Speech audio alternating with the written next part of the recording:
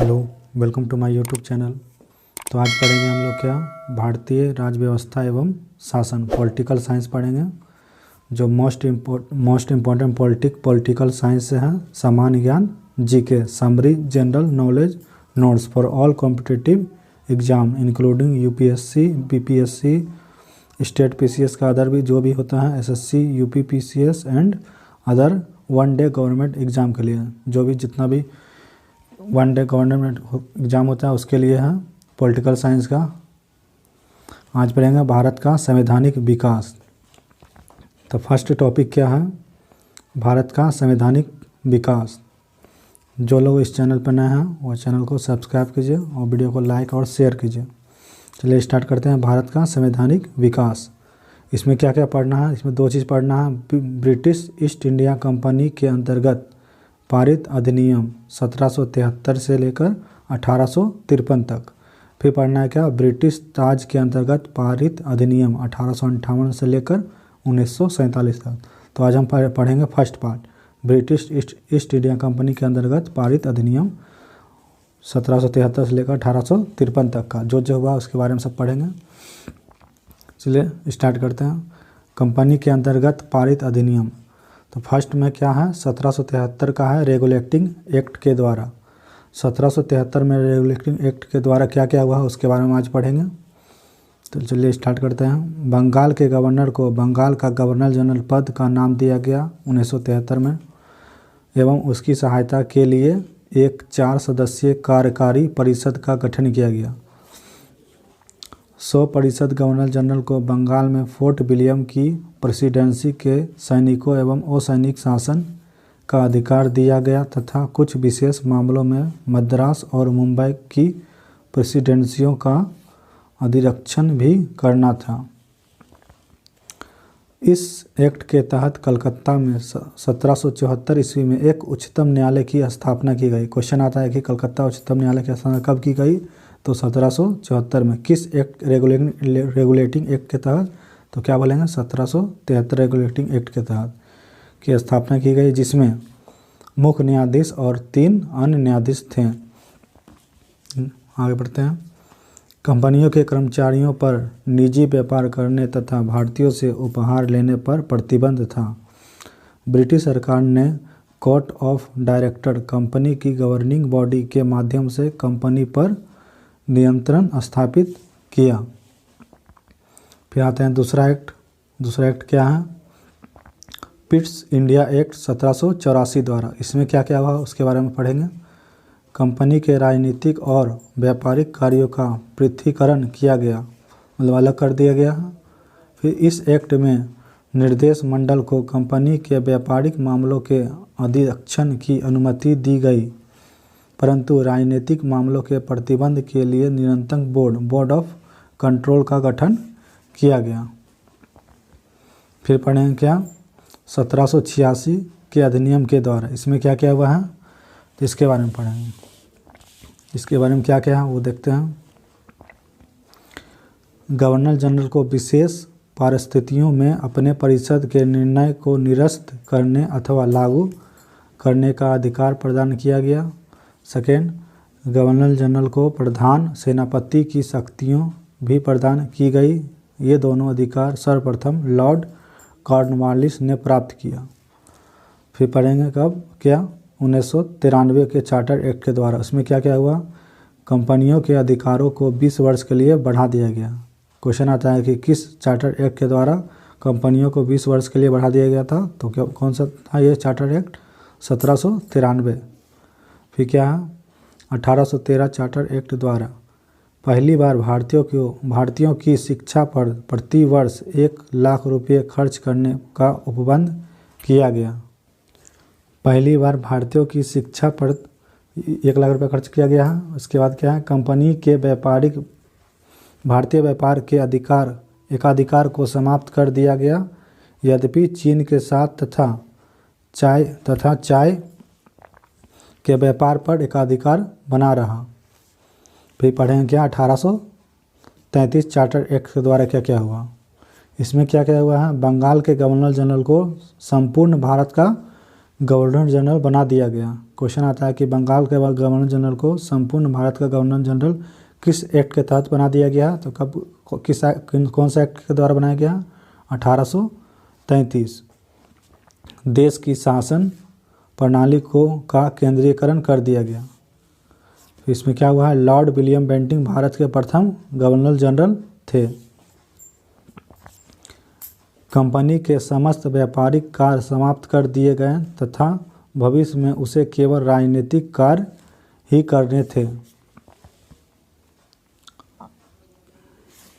Governor general की परिषद में एक कानूनी सदस्य, चौथा सदस्य को सम्मिलित किया गया।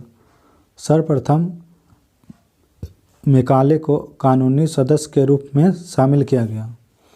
इस एक्ट के तहत 100% गवर्नर जनरल को पूरे भारत के लिए कानून बनाने का अधिकार प्रदान किया गया था।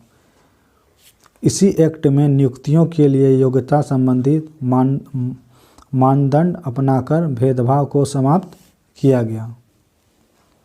फिर पढ़ेंगे 1853 के चार्टर्ड एक्ट के द्वारा में। इसमें क्या क्या हुआ इसके बारे में पढ़ते हैं। विधियां शक्तियों को कार्यपालिका शक्तियों से पृथक करने की व्यवस्था की गई है। विधि निर्माण हेतु भारतीय विधान परिषद की स्थापना की गई। सिविल सेवाओं की भर्ती एवं चयन हेतु खुली प्रतियोगिता का शुभारंभ भी किया गया इसी चार्टर एक्ट के तहत। 1773 के रेगुलेटिंग एक्ट में कलकत्ता में सर्वोच्च न्यायालय की स्थापना का प्रावधान किया गया था। सर एलिजा इम्पे इसके प्रथम मुख्य न्यायाधीश थे। नियामक अधिनियम 1773 सर्वोच्च न्यायालय की स्थापना से संबंधित है। पिट्स का भारत अधिनियम 1784 नियंत्रक परिषद की स्थापना से संबंधित है। चार्टर्ड अधिनियम 1813 इंग्लिश मिशनरियों को भारत में कार्य करने की अनुमति से संबंधित है। चार्टर्ड अधिनियम 1833 गवर्नर जनरल परिषद में कानून सदस्य की नियुक्ति से संबंधित है। चार्टर्ड एक्ट 1833 की धाराओं में से सबसे महत्वपूर्ण धारा संख्या 87 थी, जिसमें यह कहा गया था कि किसी भी भारतीय अथवा क्राउन की देशज प्रजा को अपने धर्म, जन्म स्थान, वंशानुक्रम, वर्ग अथवा इसमें से किसी एक कारणवश कंपनी के अधीन किसी स्थान, पद अथवा सेवा के अयोग्य नहीं माना जा सकेगा। कालांतर में राजनीतिक आंदोलन में 1833 एक्ट के तहत यह धारा प्रशासन में भागीदारी हेतु मुख्य आधार बनी। इसी के बाद नेक्स्ट टॉपिक क्या पढ़ना है? ब्रिटिश ताज के शासनाधीन पारित अधिनियम। तो इसमें क्या क्या पढ़ना है वो देखिए। भारत शासन अधिनियम 1858 के द्वारा इसके तहत क्या क्या हुआ है वो पढ़ते हैं। भारत का शासन ब्रिटिश महारानी विक्टोरिया के अधीन कर दिया गया है। क्या हुआ था? भारत का शासन ब्रिटिश महारानी विक्टोरिया के अधीन कर दिया गया है। गवर्नर जनरल के पदनाम को बदलकर भारत का वायसराय कर दिया गया, जो ब्रिटिश ताज का प्रत्यक्ष प्रतिनिधि बन गया। लॉर्ड कैनिंग भारत के प्रथम वायसराय बने। क्वेश्चन आता है कि भारत के प्रथम वायसराय कौन है? तो लॉर्ड कैनिंग। नियंत्रक बोर्ड और निर्देशक बोर्ड को समाप्त कर दिया गया है इसी एक्ट के तहत। इस अधिनियम द्वारा भारत के राज सचिव पद का सृजन किया गया, जिसमें भारतीय प्रशासन पर संपूर्ण नियंत्रण की शक्ति निहित थी। इसके बाद कौन सा अधिनियम पढ़ना है? भारत परिषद अधिनियम 1861 द्वारा इसके तहत क्या क्या हुआ है इसके बारे में पढ़ते हैं। तो क्या है? कानून बनाने की प्रक्रिया में भारतीय प्रतिनिधियों को शामिल करने की शुरुआत की गई है। अधिनियम द्वारा मद्रास और मुंबई प्रेसिडेंसी को पुनः विधायी शक्ति देकर विकेंद्रीकरण की प्रक्रिया की शुरुआत की गई इसी एक्ट के तहत। इसने वायसराय को आपातकाल में परिषद की संतुष्टि के बिना अध्यादेश जारी करने के लिए अधिकृत किया। इसके बाद पढ़ना है भारत परिषद अधिनियम 1892 के माध्यम से। इसमें क्या क्या पढ़ना है वो देखते हैं। इसे पढ़ना है क्या, केंद्रीय और प्रांतीय विधान परिषदों में अतिरिक्त गैर सरकारी सदस्यों की संख्या बढ़ा दी गई। इस एक्ट के तहत केंद्रीय विधान परिषद के भारतीय सदस्यों को वार्षिक बजट पर बहस करने तथा सरकार से प्रश्न पूछने का अधिकार भी दिया गया। इसी एक्ट के तहत निर्वाचन पद्धति का आरंभ किया जाना इस अधिनियम की महत्वपूर्ण विशेषता थी। फिर क्या है, भारत परिषद अधिनियम 1919, जिसको हम लोग बोल सकते हैं मार्लो मिंटो सुधार के नाम से भी जाना जाता है। इसको भारत परिषद अधिनियम 1909 को किस में जानते हैं, मार्ले मिंटो सुधार के नाम से भी जानते हैं।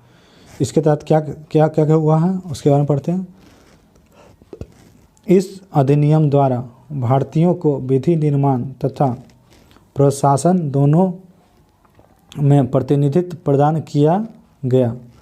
इस अधिनियम ने केंद्रीय तथा प्रांतीय विधायिनी शक्ति को बढ़ा दिया गया। नेक्स्ट, परिषद के सदस्यों को बजट की विवेचना करने तथा उस पर प्रश्न करने का अधिकार दिया गया था। पृथक निर्वाचन के आधार पर मुस्लिमों के लिए सांप्रदायिक प्रतिनिधित्व का प्रावधान किया गया था। इसके बाद पढ़ना है कौन सा अधिनियम, भारत शासन अधिनियम 1919। इसको किस नाम से जानते हैं, मॉन्टेस्क्यू चेम्सफोर्ड सुधार के नाम से भी जाना जाता है 1919 को। चलिए इसमें क्या क्या हुआ है उसके बारे में पढ़ते हैं। इस अधिनियम द्वारा पहली बार प्रत्यक्ष चुनाव प्रणाली अपनाई गई है। प्रथम प्रत्यक्ष चुनाव प्रणाली अपनाई गई थी किस अधिनियम के तहत, 1919। फिर इसके बाद क्या है, सांप्रदायिक आधार पर निर्वाचन प्रणाली का विस्तार करने हेतु इसमें सिखों, ईसाइयों, आंग्ल भारतीयों तथा यूरोपीय पर भी लागू कर दिया गया। इस अधिनियम द्वारा पहली बार केंद्र में द्विसदनीय व्यवस्था स्थापित की गई, इसी अधिनियम के तहत 1919 के तहत। फिर इसके बाद क्या है, इस अधिनियम द्वारा सभी विषयों को केंद्र तथा प्रांतों में बांट दिया गया। द्विसदनीय केंद्रीय विधान मंडल समस्त ब्रिटिश भारत के लिए कानून बन सकती थी। इस अधिनियम के तहत प्रांतों में द्वैध शासन प्रणाली लागू की गई। इसके बाद प्रांतीय विषयों को दो भागों आरक्षित तथा हस्तांतरित विषयों में बांट दिया गया।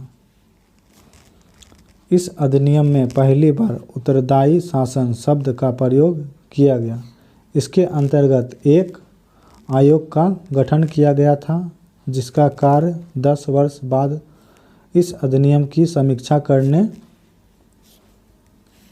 करने के बाद अपनी रिपोर्ट प्रस्तुत करना